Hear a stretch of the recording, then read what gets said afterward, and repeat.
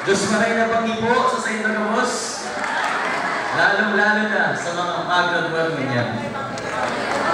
Kasabay po at sa kuyang tataratara, iyo po ang pagkaoning na kulang pag-umaw sa inyong mga guro, na mga nagpakulog, asin nagsakripisyo para sa inyong karahayan, tangani kong matawang po kamo, nin maray na futuro.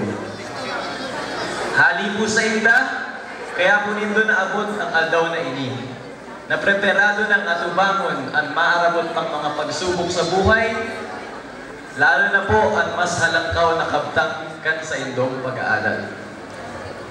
Mas pasagabos, gusto ko rin pong magtaoning dakulang onra asin pag-umaw sa mga kamagurangan.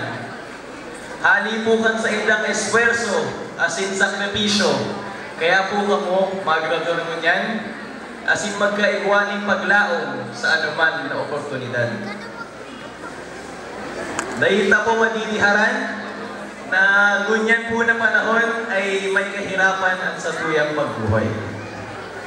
Pero kabus po kita minahanap ng paagi, tanganing matawagin kaginhawaan ang sa tuyang mga padangan sa buhay.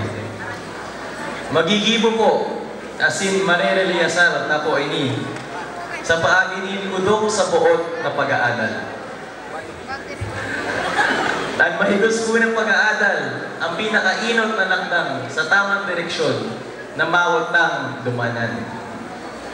Nagpapasalamat din po ko sa kuyang ama, ninhali sa magayon niyang ehemplo bilang pinaka-hoben na leader kan probinsya. Dakol na po ang nalodang ko hali sa iya. Araw baga ang pagtaoning importansya sa mga hoben sa paagi po ning mga scholarship programs, asin pagtaoning libreng training sa lado nin computer literacy, information technology, tangani pong magkaiguaning competitive advantage sa pag-empleo ang mga taga-digdi sa Kamsur.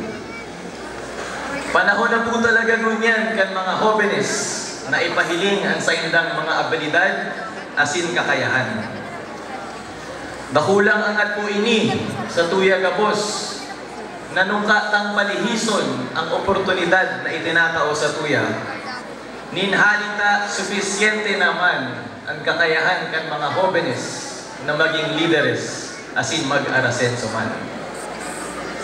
Lugod po na permi po kamo maging positibo o pag-optimistic sa anuman na pananaw ta sa buhay.